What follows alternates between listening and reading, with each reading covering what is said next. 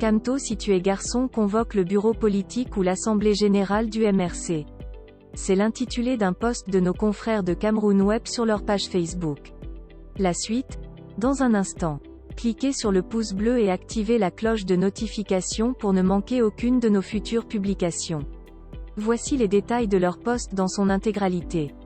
Le militant du Rassemblement démocratique du peuple camerounais André Luther Meka demande à Maurice Kamto de convoquer soit son bureau politique soit l'assemblée générale de son parti pour voir clair dans l'audit des fonds de l'opération Survie Cameroun. C'est en quelque sorte un défi qu'André Luther Meka, le militant du Rassemblement démocratique du peuple camerounais, RDPC, a choisi de lancer au président du Mouvement pour la Renaissance du Cameroun, MRC, Maurice Kamto.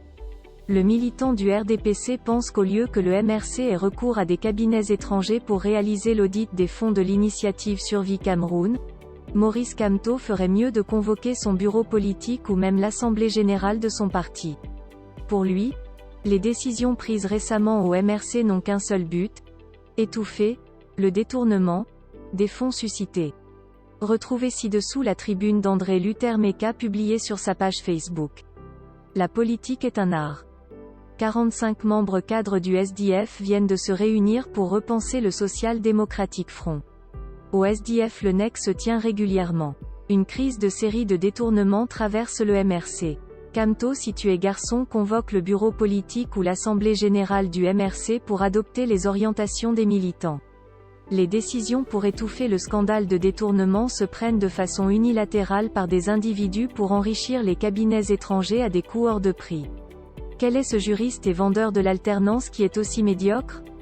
Quelle est la position du MRC et des cadres? Kamto soit démocrate et convoque selon les textes l'AG ou le bureau politique.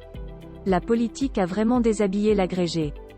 Rappelons que l'audit réalisé par le cabinet, ACDB Consulting, basé à Paris en France, a révélé de nombreux dysfonctionnements dans le cadre de la gestion des fonds dédiés à l'initiative Survie Cameroun, avec un trou financier d'une valeur de 217 214 334, 217 214 344 francs CFA. Cette somme représente le différentiel entre le montant qu'affiche la jauge du site internet de SCSI, soit 746 143 034 francs CFA, et le montant que présentent les comptes de collecte en ligne, PayPal et Stripe, soit 528 928 690 francs CFA. Veuillez prendre 3 secondes pour liker la vidéo et la partager. N'oubliez pas de vous abonner à la chaîne YouTube Camer TV Info et Cameroun Actu. À bientôt pour de nouvelles publications.